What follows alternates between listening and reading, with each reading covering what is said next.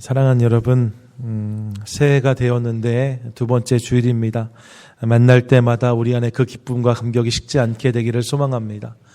주중에 제가 좀 이번 주에 특별히 좀 바빴는데요. 그래서 지난 주에도 신년인데 이발을 못하고 이번 주에는 그래도 이발을 좀 해야겠다 해서 어제 이제 이것저것 사역을 정리한 다음에 급하게 이발소에 갔어요. 몇몇 장로님들이 이발소 추천해 주셔서 여기 있는 한국 이발소인가요? 거기에 갔는데 가서 제가 앉았더니 연세가 많으신 할아버지가 머리를 잘라주시더라고요.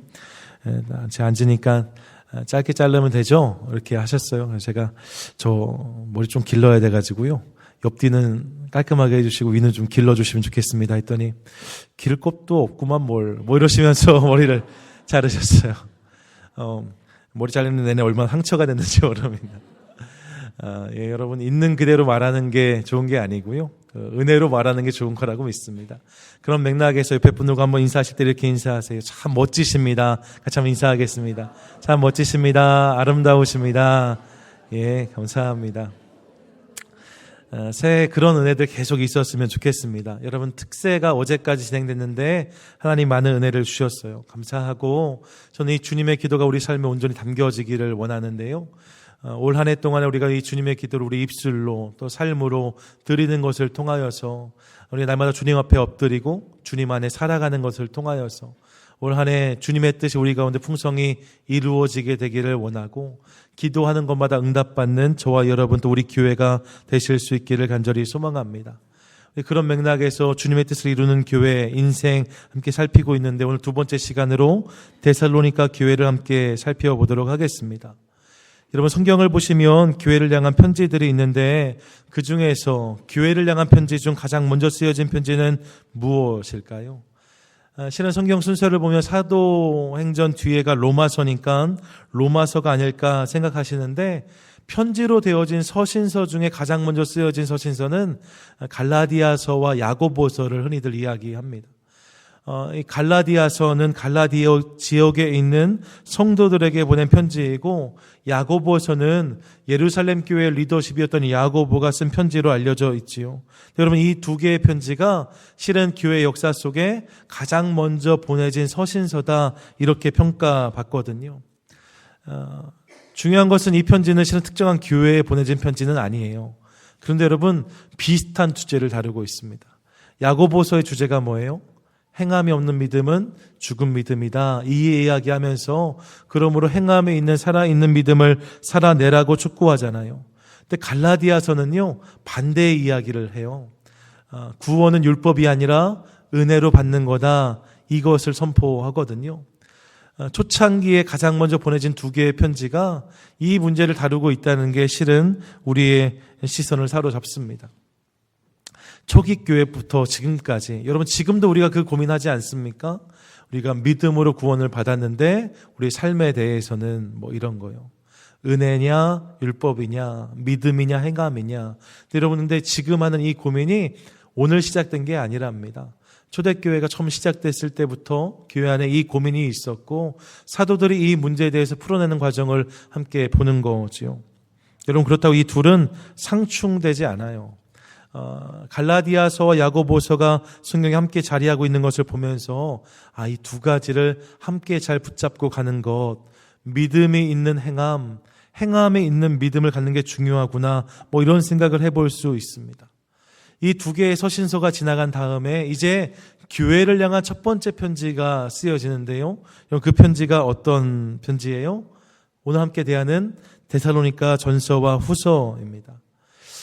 오늘 지난주에 초대교회 이후에 실은 안디옥 교회도 있는데 데살로니가 교회를 살피는 이유가 여기에 자리하지요. 서신서 중에 가장 먼저 첫 번째 교회를 향해서 쓰여진 편지가 데살로니가 교회를 향한 데살로니가 전서 후서라는 거예요. 먼저 여러분 데살로니가 교회는 어떤 곳이었을까? 데살로니가 지역을 함께 좀 생각해 볼 필요가 있는데요. 이 데살로니가 지역은 마게도냐, 그러니까 그리스의 대표적인 항구 도시 중에 하나였습니다. 그래서 이 터키 땅을 쭉 오시면 끝에 소아시아가 있고 거기서 보스포러스 해협을 넘어가면 이제 그리스 땅이 되는 건데 옛날엔 그 위쪽이 마게도냐 지역이었고 그 밑에가 아가야 지역이었어요. 이 마게도냐 지역에서는 데살로니가가 아주 유명한 항구 도시였고요. 밑에 있는 아가야 지역에서는 고린도가 아주 유명한 항구 도시였습니다. 실제로 지금도 그리스의 제2의 도시를 말하면 데살로니가를 이야기해요. 대한민국의 부산 같은 도시인 거지요. 제2의 도시이자 항구 도시가 바로 이 데살로니가입니다. 여러분, 데살로니가가 그러다 보니까 과거에는 이 항구가 늘 돈과 또 무역이 활발히 일어나는 곳이었고, 그러니까 아주 찬란한 것들이 많이 있었어요. 동시에 바다를 가까이 하고 있으니까 거친 사람들도 많이 있었고, 한 치 앞을 알 수 없는 바다에 나가야 되는 사람들이었기 때문에 미신과 우상도 그 땅엔 왕성했습니다. 데살로니가가 그런 도시였다는 거예요. 바울은 2차 전도 여행 때 이곳을 방문했는데, 근데 여러분, 그 땅에서의 사역이 순탄치 않았다는 것 우리가 알고 있습니다. 그곳에 사람들도 거칠었고 그곳에 먼저 와서 자리를 잡고 있었던 데살로니가에 있는 유대 공동체도 아주 만만치 않았습니다. 예수 그리스도에 대한 복음에 큰 거부감을 가지고 있었고 그로 인하여서 여러분 이 바울의 일행에 대해서 격렬하게 저항하는 모습을 확인할 수 있어요. 적대감을 표시합니다. 그리고 결국 바울 일행을 내쫓는 모습까지 확인할 수 있습니다. 사도행전 17장 5절 말씀인데요. 함께 읽겠습니다. 시작. 그러나 유대인들은 끌어내려고 찾았으나, 여러분, 이런 일들이 있었다는 거예요. 데살로니가 사람들이 바울 일행을 이렇게 대했다는 거죠. 뿐만 아니라 이어지는 본문을 보면 그래서 이 바울의 전도팀이 밑으로 내려와서 베레아 지역에 들어갔는데 데살로니가 사람들이 베레아까지 와서 저들을 회방 놓고 있는 모습을 확인합니다. 그런 열심이 있는 사람들이었어요. 복음을 거부하는 일에, 복음에 적대시하는 일에 열심을 다하는 사람들, 데살로니가 사람들이었다는 거지요. 그래서 사도행전 17장 11절 표준서 세 번역으로 준비했는데 본문 이렇게 말씀하거든요. 베레아의 유다 사람들은 데살로니가의 유다의 사람들보다 더 고상한 사람들이어서 라고 말해요. 무슨 말입니까? 지금 베레아 사람들을 대하고 있는데 실은 이들을 보니까 데살로니가 사람들은 될 게 아니라는 거예요. 훨씬 고상한 사람들이어서 아주 기꺼이 말씀을 받아들이고 그것이 사실인지 알아보려고 날마다 말씀을 상고했다라고 기록하고 있습니다. 베레아 사람들을 칭찬하는 거예요. 근데 여러분 이 말씀은 반대로 말하면 데살로니가 사람들을 지적하는 말씀이다라고도 할 수 있습니다. 저들이 아주 거친 사람들이었다는 거예요.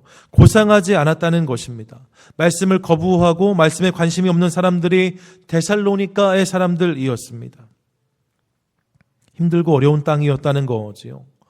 그런데 이후에 이 데살로니가로 파송되었던 디모데를 통하여서 바울이 놀라운 소식을 듣게 됩니다. 그게 뭐예요? 이 데살로니가 지역에 교회가 세워졌다는 거예요. 뿐만 아니라 이 세워진 교회가 하나님이 기뻐하시는 교회, 본이 되는 교회로 자리매김하였다는 소식을 듣게 되었습니다. 그래서 데살로니가전서 1장 7절이 이렇게 기록하는 거지요. 7절 말씀 함께 읽겠습니다. 시작. 그러므로 너희가 마게도냐와 아가야에 있는 모든 믿는 자의 본이 되었느니라. 아멘.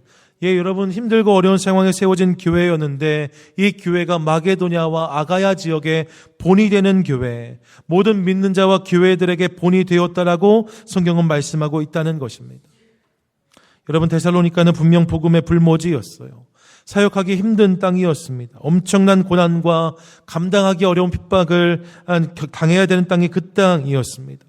바울조차도 그 땅에서 오래 머물지 못하고 스치듯이 도망치듯이 그 땅을 떠나면서 어쩌면 이 땅에는 교회가 세워지기 참 어렵겠다 그렇게 생각했을지 모릅니다.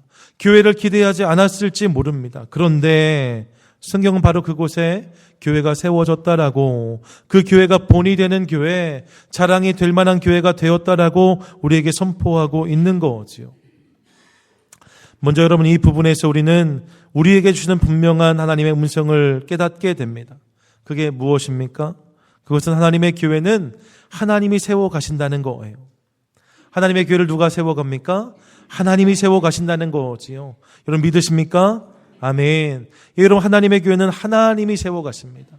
이 사실을 믿으시기 바라요.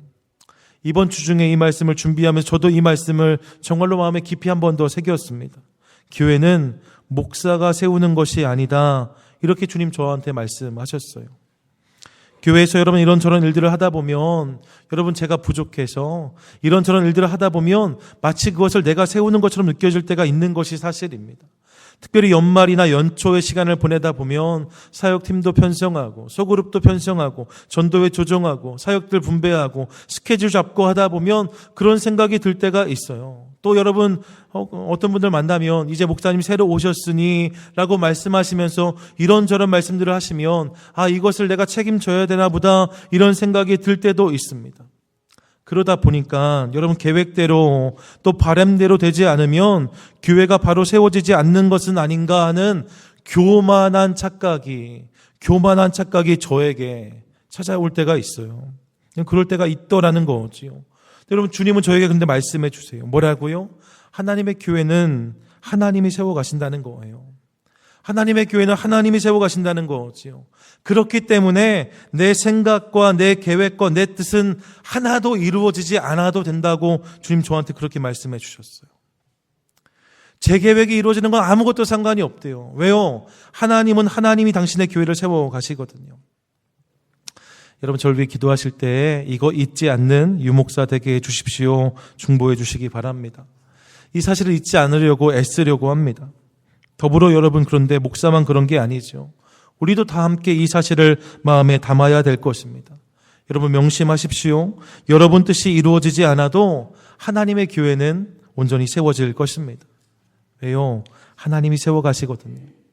가끔씩 보면 내 뜻이 이루어지지 않으면 또 내 계획과 내 의견이 반영되지 않으면 마음이 상하고 실망하는 분들을 볼 때가 있어요. 물론 그럴 수 있습니다. 저는 원칙적으로 하나님 뜻이 어디에 있는지를 알기 위해서 치열하게 이야기하는 과정이 중요하다고 믿는 사람입니다.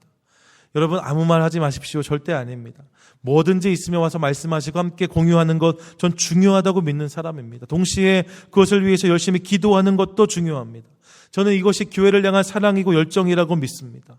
하지만 여러분 그럼에도 불구하고 그 순간에도 잊지 말아야 될 것이 있다는 거예요. 그것이 무엇입니까? 하나님의 교회는 하나님이 세워 가신다는 거죠. 고린도전서 3장 7절에 보면 이렇게 말씀합니다. 그런즉 심는 이나 물 주는 이는 아무것도 아니로되 오직 자라게 하시는 이는 누구시라고요? 하나님뿐이니라. 아멘. 여러분 심는 이도 필요해요. 물 주는 사람도 필요합니다. 그런데 착각하지 말라는 거예요. 결국 자라게 하시는 이가 누구이십니까? 하나님이십니다. 그분이 당신의 교회를 세워 가신다는 거지요. 그래서 박해가 극심했던 로마에서도 여러분 그렇게 교회를 말살시키려고 했지만 결국 지하 카타콤의 아름다운 교회가 세워졌고 그 교회가 로마를 이겼습니다. 공산주의가 서슬퍼렇게 교회를 핍박하고 공격했지만 그 순간엔 교회가 사라지는 것처럼 보였지만 그 땅마다 여전히 십자가가 세워져 있고 이렇게 주님의 교회는 승리하게 되었습니다. 오늘날에도 세상에서 가장 어두운 곳이라 평가받는 북한 땅, 여러분 그 땅에 보이지 않는 깊은 곳에서 주님은 신실하게 당신의 성도들과 교회를 세워가시다는 이야기를 저희가 듣습니다. 하나님이 그렇게 하신다는 거예요. 마틴 루터가 중세 때에 중세 카톨릭과 아주 치열하게 교회 개혁을 위해 싸운 적이 있죠. 얼마나 힘들었을까요? 이런저런 과정을 하면서 이렇게 돼야 맞는데 저렇게 돼야 맞는데 이런 본인의 플랜과 계획들이 있었을 텐데 의견이 받아들여지지 않고 계획대로 되지 않는 상황을 보면서 거대한 로마 교회와의 싸움에서 힘든 순간들이 있었을 거예요. 이게 되는 싸움인가 이런 생각이 들 때가 있었다는 거지요. 그래서 마틴 루터가 집에 돌아왔는데 표정이 죽상인 거예요. 표정이 너무 어두운 거예요. 아내가 무슨 일 있냐고 내 뜻대로 되는 게 하나도 없네. 그랬더니 여러분 아내가 방에 들어갔다가 나오는데 상복을 입고 나왔다는 거죠. 여보 누구 장례 났어 갑자기? 웬 상복을? 그랬더니 그 아내가 뭐라고 말합니까? 당신을 보니까 하나님이 죽으신 것 같아서 이렇게 이야기했다는 거 아니에요? 여러분 내 뜻이 안 이루어지는 게 무슨 상관이 있겠습니까? 내 계획대로 되지 않는 게 무슨 상관이 있겠습니까? 하나님이 살아계시면 그분이 이루어 주실 줄로 믿습니다. 이것을 믿고 의지함으로, 이것을 확신함으로 여러분 그렇게 달려나가는 저와 여러분 될 수 있기를 간절히 소망합니다. 좀 부족하고 연약하고 아쉬운 것들이 보여도, 사람의 실수가 보일지라도 이 땅의 교회, 오늘의 교회를 보면서 실망이 찾아올 때에도 여러분 여전히 그 교회의 머리는 예수 그리스도이십니다. 그리고 주님께서 그 교회를 통해서 오늘도 일하고 계십니다. 그러므로 여러분 그분을 확신함으로, 그분을 신뢰함으로 날마다 그 주님과 함께 교회를 세워가는, 몸된 교회를 세워가는 기쁨이 우리 안에 넘쳐나게 되기를 간절히 소망합니다. 더불어 이 데살로니가 교회가 그런 어려움 가운데 세워진 교회였는데, 여러분 그런데 이 교회가 그냥 세워진 것에 만족하는 교회가 아니고요, 존재만을 드러내는 교회가 아니고요, 이 교회가 마게도냐와 아가야 지역에 본이 되는 교회가 되었다라고 성경은 말씀하고 있어요. 주님의 뜻을 이루는 교회가 되었다는 거지요. 이 교회 안에 주님 뜻에 합한, 주님 마음에 합한 그런 모습이 있었다는 것입니다. 여러분 어떤 모습이 말씀의 본이 되는 교회의 모습이었을까? 어떤 모습이 주님 마음에 합한 교회의 모습이었을까? 본문 3절을 보면 데살로니가 교회의 모습을 세 가지로 표현하는데요. 1장 3절 말씀 함께 읽겠습니다. 시작. 너희의 믿음의 역사와 끊임없이 기억함이니. 아멘. 무엇입니까? 데살로니가 교회 안에 세 가지가 있었는데, 믿음의 역사, 사랑의 수고, 소망의 인내가 그들에게 있었다라고 성경은 말씀하고 있습니다. 이 세 가지로 인하여서 주님 뜻을 이루는 교회, 본이 되는 교회가 되었다는 거지요.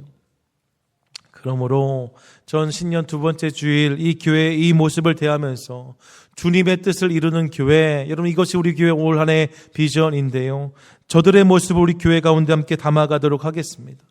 먼저 어떤 모습이 있었는가? 성경을 보니까 저들 가운데 믿음의 역사가, 믿음의 행위가 있었다라고 성경은 말씀하고 있습니다.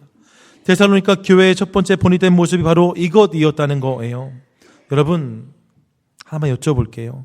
믿음이 없는 교회 있을 수 있을까요? 없을까요? 실은 없습니다. 여러분 믿음으로 우리 신앙은 시작되는 거잖아요. 믿음이 없는 교회가 어떻게 자리할 수 있겠어요? 믿음이 없으면 그 순간 교회는 교회가 아닌 거지요. 그러므로 교회는 다 믿음이 있는 교회입니다. 모든 교회는 믿음 위에 세워집니다. 그런데 데살로니가 교회는 특별히 그 안에서 믿음의 역사, 믿음의 행위가 있는 교회였다라고 성경은 말씀하고 있어요. 저들의 역사와 행위를 통하여서 믿음이 확인되어지는 교회였다는 거지요. 사랑하는 여러분, 행동이 그 자체로 믿음이라 말할 수는 없습니다. 여러분 인사한다고 해서 마음이 있는 거 아닐 수 있어요. 그냥 거칠애로 인사할 수 있는 거죠. 하지만 여러분 마음이 있으면 인사하지 않을 수 없습니다. 마찬가지인 거예요. 행동이 그 자체로 믿음을 보장하지 않지만 믿음이 있으면 행동하지 않을 수 없는 거지요. 그래서 믿음을 통해서, 행위를 통해서 믿음을 확인하게 되는 거예요. 제가 젊은 아빠다 보니까요, 어린 아빠다 보니까 아이들이 장난감을 갖고 놀 때 보면 가끔씩 신기한 장난감이 있어요. 저것 나도 좀 보고 싶다 뭐 이럴 때가 있거든요. 사실 제 방에 와보시면 제 방에 책만 있는 게 아니라 장난감도 한두 개 있는데 그런 제 취미 때문입니다. 이 장난감 재밌겠다 이런 생각이 들 때가 있어요. 그래서 제가 저희 아이한테 야, 그거 아빠 좀 줘봐 이렇게 말하는데, 그러면 아이가 쉽게 줄까요? 안 줄까요? 안 줘요. 안 줘요. 아빠 잠깐만 보고 줄게. 안 줍니다. 잠깐만 보고 줄게. 안 줘요. 그러다가 야, 너 아빠인데 못 믿어? 그러면 아빠 그러면 이거 진짜로 돌려줄 거지? 하고 안 줘요. 그 순간 제가 화가 나지요. 너 지금 아빠 못 믿는 거냐고. 여러분 주지 않는 행위를 통하여 제가 아이의 믿음을 시험해요. 그리고 그것 때문에 상처받습니다. 여러분들 충분히 그럴 수 있다는 거예요. 왜요? 여러분 행위는 믿음을 증명하기 때문입니다. 그래서 히브리서 11장 보시면 여러 믿음의 사람들이 소개되고 있는데 그 중에 한 사람이 아브라함이에요. 전 그래서 아브라함이 믿음의 거인이라고, 믿음의 아버지라고 생각하는데, 여러분 보십시오. 100세에 낳은 아들입니다.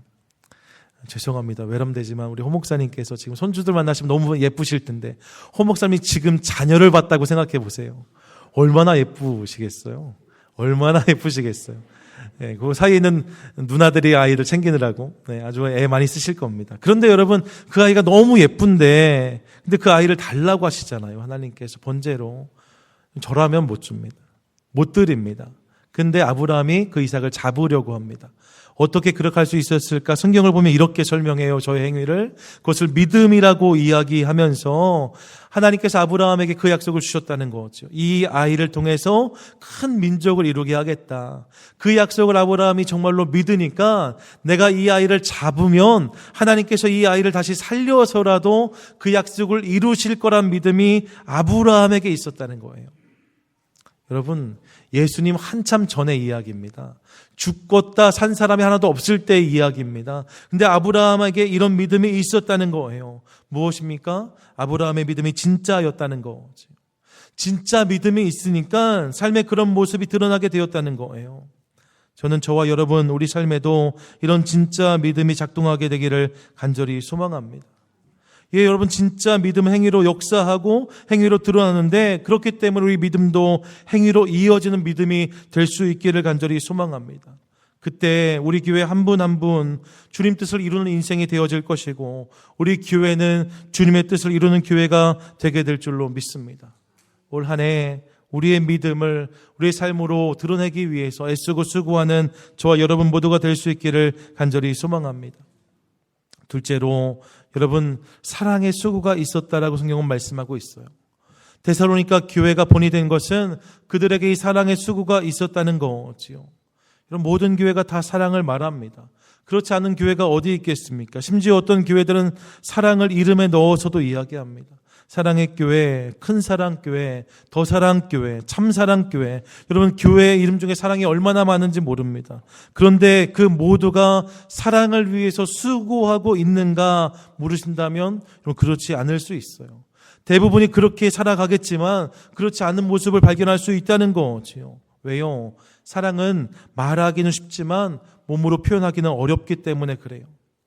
그리고 이 부분을 전에도 말씀드린 기억이 있습니다. 제가 와서 한 세 번째, 네 번째 주일에 이 부분 말씀을 드렸어요. 본문에서 사랑의 수고를 말하는데 이 수고는 헬라어로 보면 코포스란 단어입니다. 이 코포스란 단어는요, 단순히 수고가 아니라 고된 수고, 고된 일, 맞음, 그래서 보다 뉘앙스가 비슷한 우리나라의 단어를 찾아보면 고생이란 단어를 떠올릴 수 있어요.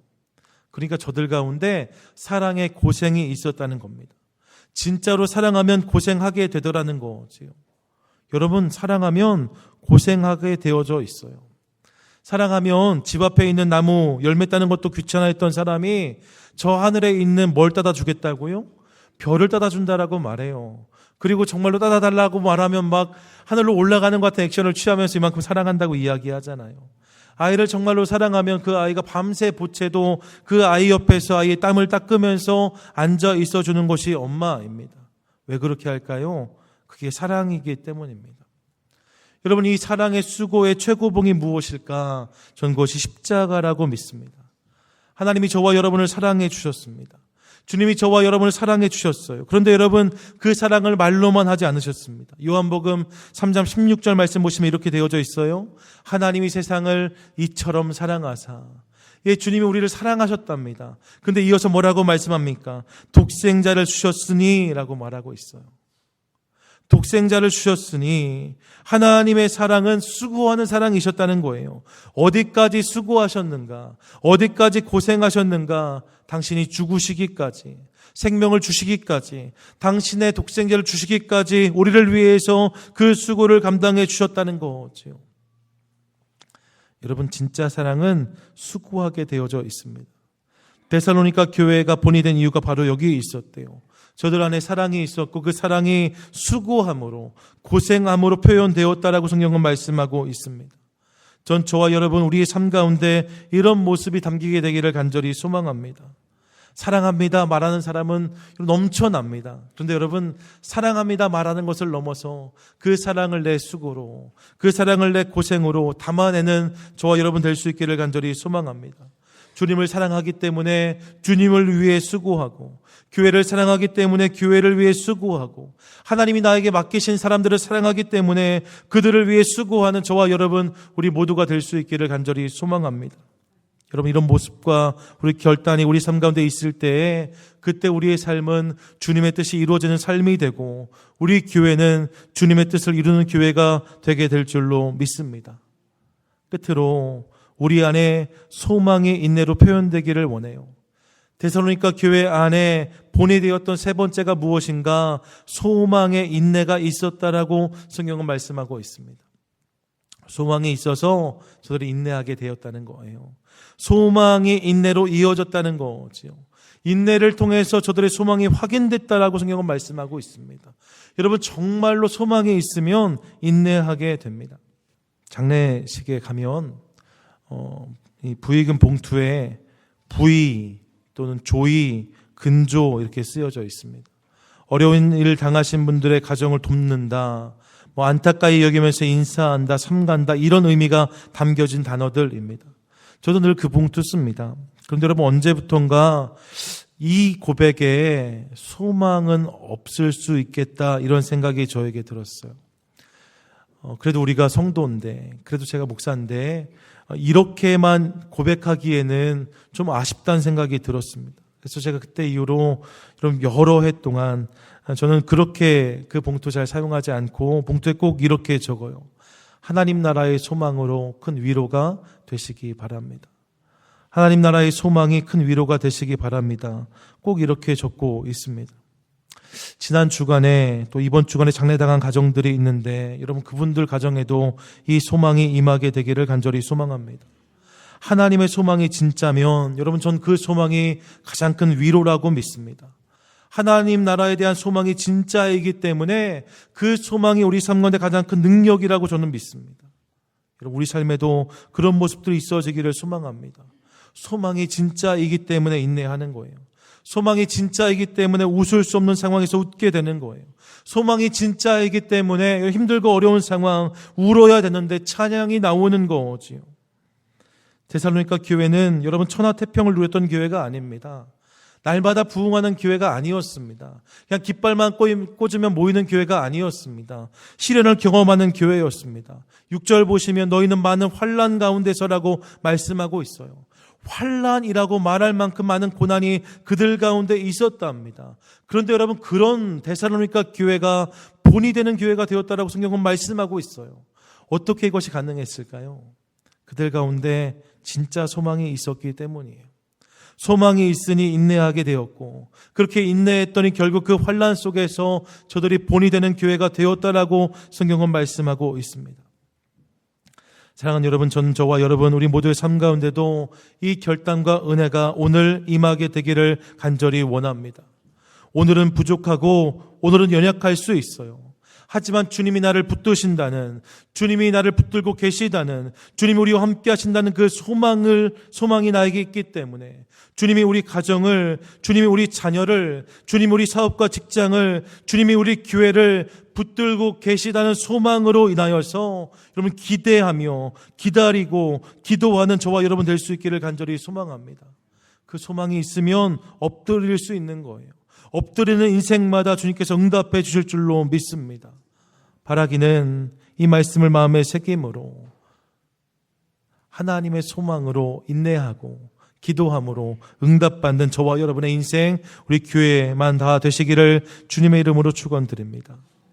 여러분, 분명 데살로니가 교회는 여러 가지 어려운 상황 가운데 세워진 교회였습니다. 여전히 박해가 있었어요. 어려움이 있었습니다. 하지만 그 교회를 우리 하나님이 주장하시고 그 안에 이 믿음의 행위, 사랑의 수고, 소망의 인내가 있음을 인하여서 그들은 본이 되는 교회가 되었고 주님의 뜻을 이루는 교회가 되었다라고 성경은 선언하고 있습니다. 바라기는 이 말씀을 기억함으로 오늘도 우리 인생과 교회를 세워가시는 그 하나님을 확신하고, 여러분, 우리의 인생을 세워가시는 분이 하나님이십니다. 우리 교회를 세워가시는 분이 하나님이십니다. 그 하나님을 확신하고 그 하나님 안에서 믿음의 행동, 사랑의 수고, 소망의 인내를 드림으로 그렇게 주님께 반응하는 것을 통하여서 주님의 놀라운 역사와 은혜를 경험하는, 주님의 뜻을 이루어가는 인생을 살아가는 저와 여러분, 우리 교회 되시기를 주님의 이름으로 간절히 축원드립니다. 아멘.